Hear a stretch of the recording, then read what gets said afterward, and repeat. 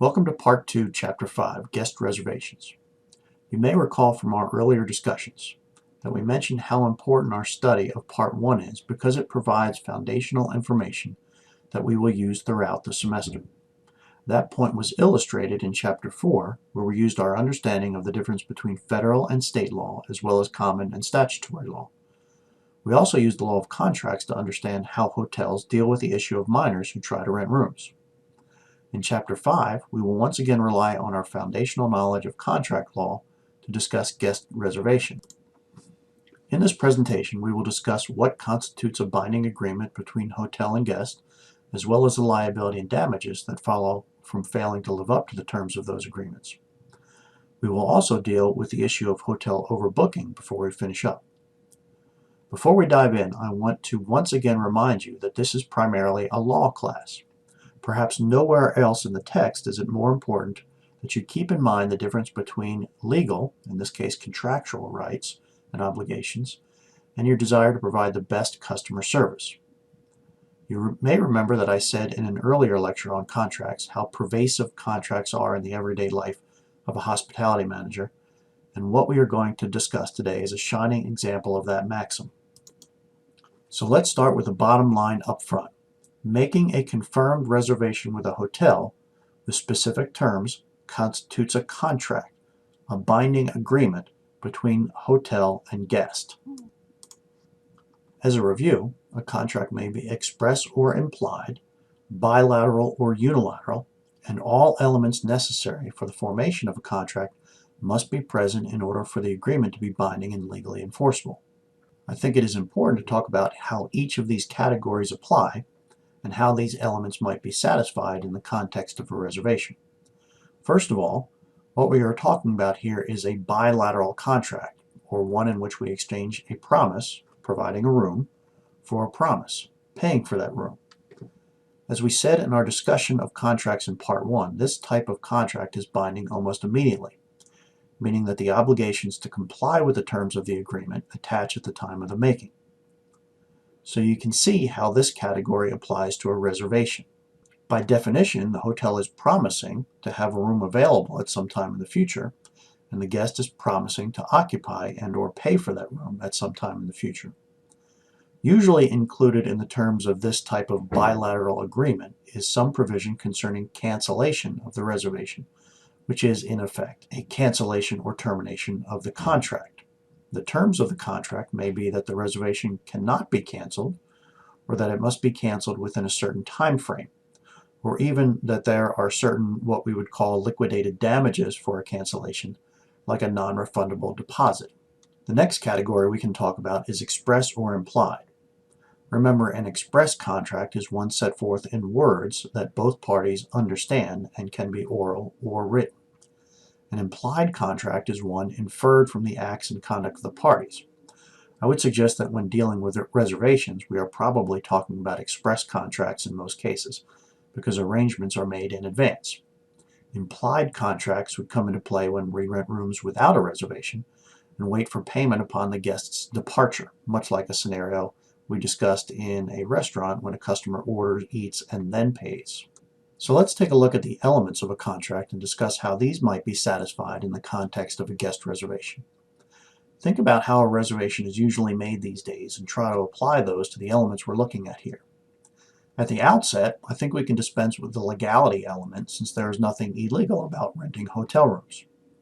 As we discussed in chapters 2 and 4, we may have to confirm that the guest making the reservation is over 18, so we can satisfy the capacity element.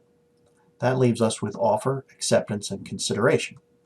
The offer and acceptance can be made in person, over the phone, or even electronically through a website.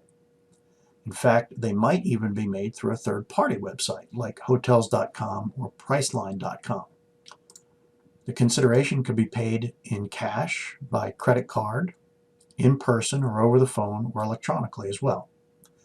Even though these elements aren't happening in what you might consider a traditional contractual setting, and even though these things can happen in so many different ways, that doesn't change the fact that we are creating a binding legal agreement between the parties. So, just as we discussed in Chapter 2 during our foundational review of contracts, once we know we have a binding agreement, We look to see what the parties' obligations are and what the consequences of failing to live up to those contractual obligations might be. Let's look first to what happens if a hotel fails to live up to its end of the bargain. In other words, if the hotel does not honor the reservation contract. As with any contract, when one party fails to live up to the terms of the agreement, the non-breaching party can ask for damages. Normally in these cases, damages are limited to those actually incurred by the guest. So if a hotel room is not available, we look to see how much more a customer has to pay somewhere else, the cost of getting to the alternate lodgings, and in very rare cases, emotional distress and discomfort. Let's look at an example from your text. In the case of Schur versus Liberty Travel Service et al., a New York doctor and his wife, who was convalescing from surgery performed 3 months before the trip, made prepaid reservations with a travel agent for a 3-week stay at a Caribbean hotel. A snowstorm closed the New York airports, making it impossible for the couple to arrive at the hotel on their scheduled first night. They notified the travel agent, who informed the hotel's chain reservation service of the delay in their planned arrival.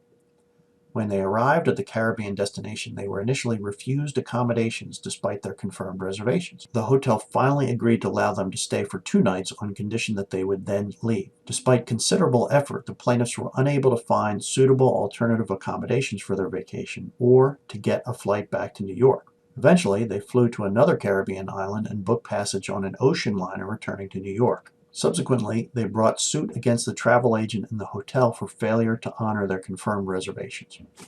A jury awarded them $15,000 as compensatory damages, including damages for their emotional distress and disappointment. This amount was later reduced on appeal to $6,000.